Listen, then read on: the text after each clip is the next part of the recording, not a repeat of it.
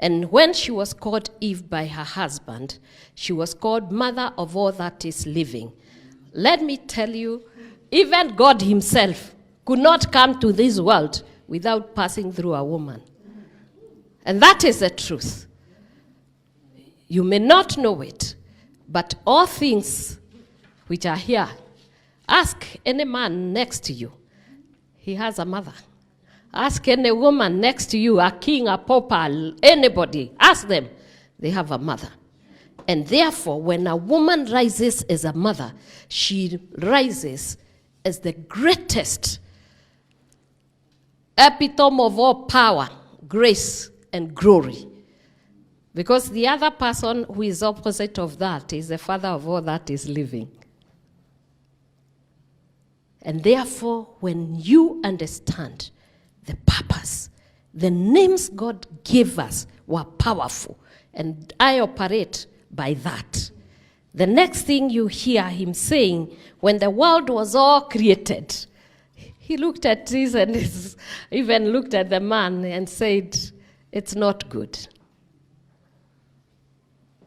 And the next statement, when the woman arrives, because we are fear-free and wonder-free made, he said, very good. And the whole thing was done. And that very good, it behooves every woman to make sure it is very good. The next thing you hear him talking about is this woman being a helper. The next one you hear in the New Testament is the Holy Spirit. Your names suggest and point you to your purpose. And we must do what we must do. So when I'm in this country, I know my position, I know my purpose, and I know my destiny. And that is to glorify God in everything I say, everything I do, every action I take. And when you come to my office, the first thing people will do, it doesn't matter which religion you come from, you must pray. To remind myself that I am that in that office by grace. And because grace brought me there, I will not disappoint it.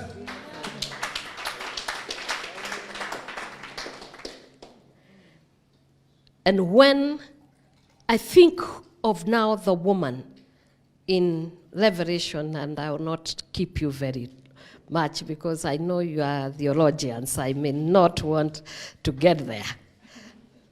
But I believe that God always speaks. And he uses any vessel. When you are called and you are sent, he will equip you. And I believe he has been equipping you, me, and you for his purpose. So in Revelation 12 again, we find the woman. And she's a wonder of heaven. And this is where actually I realized that God loves us so much. And the woman has so much responsibility in this world that if we miss it, if we goof it, we would have disappointed God big time. Because in Revelation 12, this woman that we opens there, 12, I think if we read from verse 1, it says, and there was a sign or a wonder in heaven. And they say it was a woman. And she was expectant. Just like I can see all of you are expectant to birth something. And she was to birth something holy. And this woman was clothed with the sun. Sun gives life to creation. And the next, she's stepping on the moon. And she had a crown of 12 stars. And when I saw that, it hit me. She's not only in perfect government, she is the light in the day and in the night. And she must produce that light for her family, for her church, for her nation, and the nations of the earth. And she must always bath in the presence of God. Had this woman who was clothed with the sun and the moon and had 12 stars around her not been in the presence of God, the male child, now my boy child, would have been grabbed by the dragon and he would have been destroyed. So I believe that in prayer, in intercession, and in the place of prayer, we must birth the dreams of our children.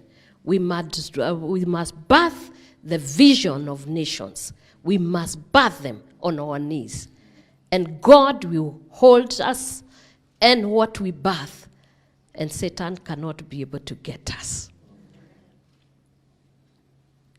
And most of the things that you will see, the woman, the dragon is always after the woman. The whole of that chapter, it is talking about the woman, the male child, and the dragon, and God himself. And if you walk through that path, it will tell you everything is orchestrated by God, even himself, to stand to help the woman. Even when the Satan will follow him, her with everything, God commanded the earth to help the woman. She gave wings to the woman to be able to protect her child, because every mother will give birth to the male child and to the female child. And if the mother does not protect, the mother does not teach the right thing, the mother does not direct and realign her children, she does not teach them the right ethics and values, society will go haywire and they will be destroyed. And that's why, as I stand here, I'm working to make sure that the children who are having the testimony of Jesus Christ will be protected and they will remain until the day of rapture. This is our work. And this work we are doing, not only myself as a mother, but we are doing this with the clergy of Kenya.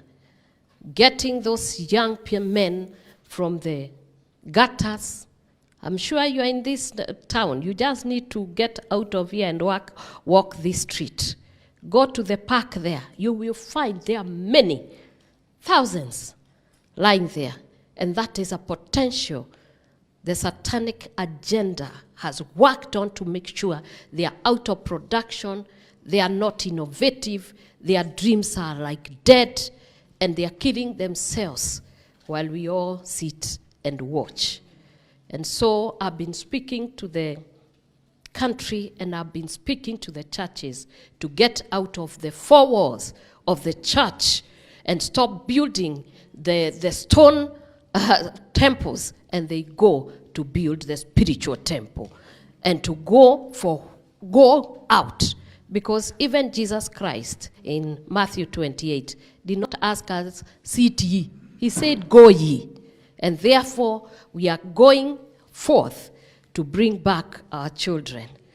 And Satan is in trouble.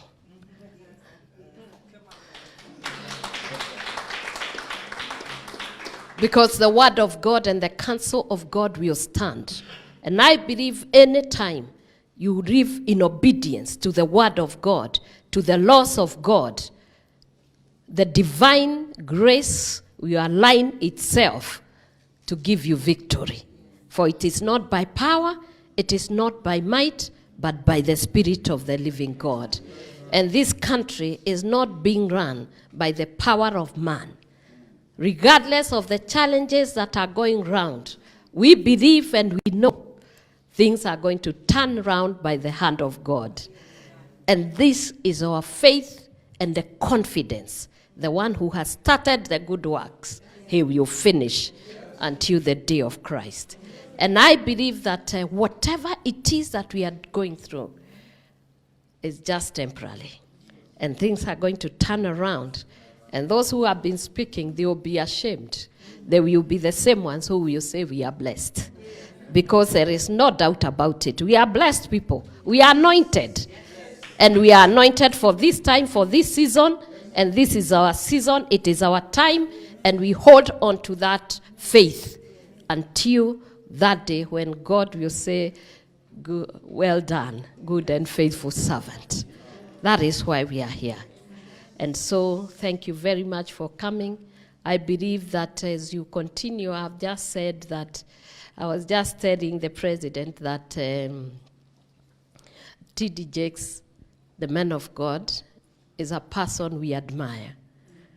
And I happen to be the grandchild because my father, Bishop David Morathi of House of Grace, T.D. Jakes is a spiritual father.